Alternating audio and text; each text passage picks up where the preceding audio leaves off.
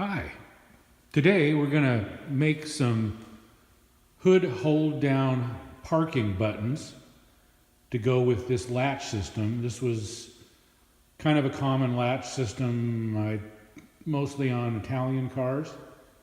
Some Ferraris came with this. This is a spring-loaded device that helps hold the hood down. But the problem is, when you lift it up and turn it, there's nowhere to park it without possibly scratching the paint. So they only come with one set like this, just how you see it. But we need to make another button like this one that we can put off down here on the hood so we have a place to park this when it's in the park position. So we're going to be reproducing these, and I'll show you more. Okay, so since we're going to make 6 of these, and they're going to take about a ½ inch of stock apiece, we needed to find something that was like 3 inches long, and we came up with this bar material from the back room. It looks like it'll be fine. It'd be nice if we had a little smaller piece. We didn't have to waste any stock, but we don't have one. So the first thing we had to do was grind a tool to match the radius of that part.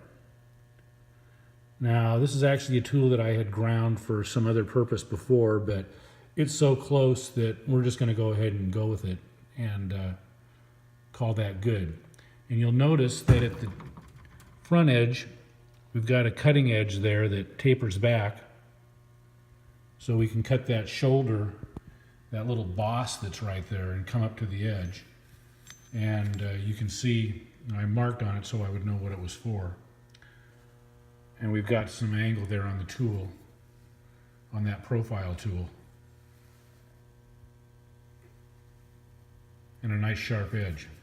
So the first thing we need to do is get the material in there and turn down the outside diameter of that. And we'll get started and go show you more. Well, before we go any farther, I want to explain that these buttons that we're making here aren't going to be put on that red car we saw earlier. That was just an example of how that system works. They're going to be used on some custom cars that are being made right now by Simpson Design. You can look them up, see all the cool stuff that Jim's been doing all these years. So he's going to incorporate these into the cars he's making. And while we could go ahead and single point that thread there, it's an aluminum piece that just comes off this, it's all one piece. We're not going to do that. We're going to save a little bit of time, and he's completely okay with this. We've done it before.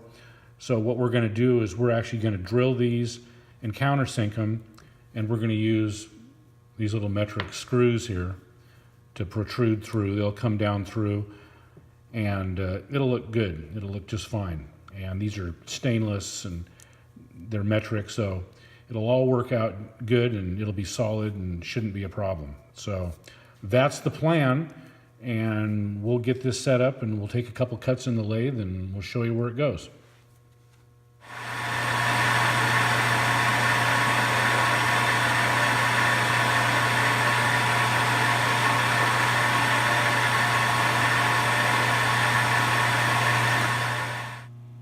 Okay, well, we went ahead and faced off that material, and now we got to turn it down to the diameter we need. So we'll go ahead and take a nice healthy cut on the first pass. We'll go about 1/4 inch. So that's 1 revolution of the dial here on our cross slide.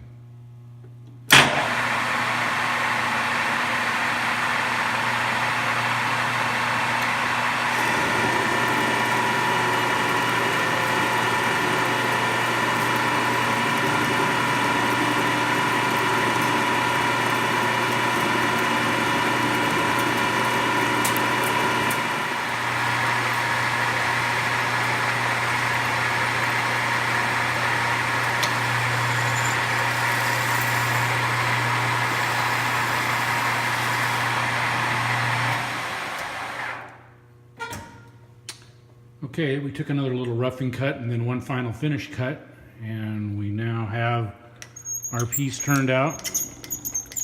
to the diameter we were looking for. So now we will go ahead and put some holes in it and go from there.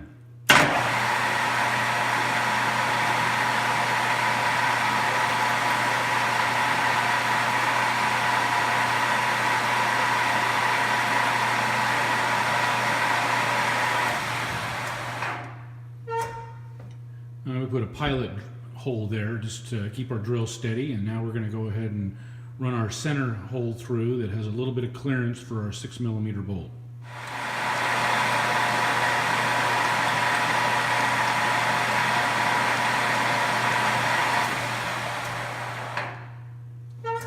Well, there's our clearance hole, so now we need to drill the counter bore and the countersink hole for the screw to sit down inside of. Well, to make this an easier process, I went ahead and took a drill bit that's the proper size here for our clearance on the hole, and I went ahead and ground a little different point on it so it would match up with the taper on the screws. So we can just plunge in and we can drill the countersink hole and we can get our 45-degree angle at the same time. So we'll go ahead and set one of those up and see how it works.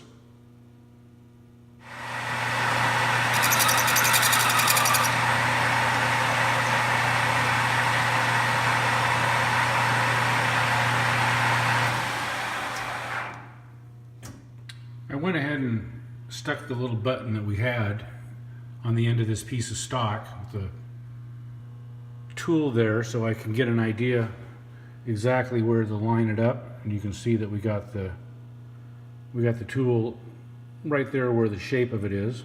So we're going to go ahead and use this form tool and see how we get it.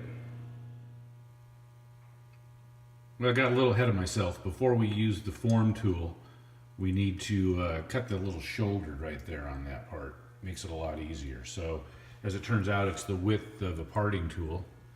So I just went in with the parting tool till we were down to the right diameter, and then just set the dial to 0 so we can come back every time and just make that little shoulder piece there. And then when we use our form tool, once we get down to that size, we know we're right. So now we'll put the form tool in and go from there.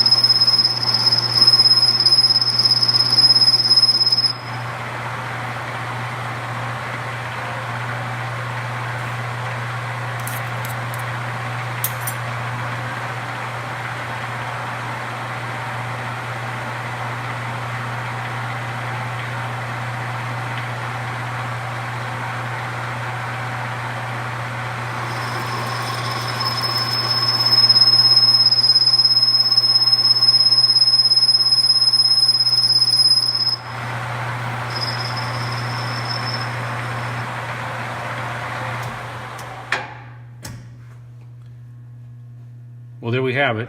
There's the shape that we were looking for. Now we just need to take our parting tool and go in there and cut it off.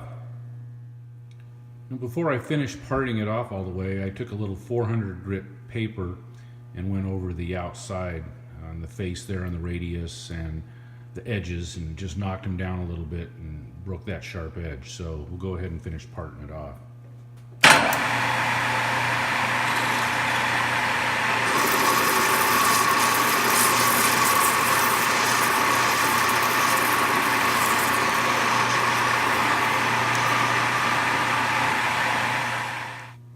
Okay, here's what we've got. Up to this point, we've got this all machined down. We're going to go ahead and polish these after we're done and get them a little bit shinier so they look a little more like that.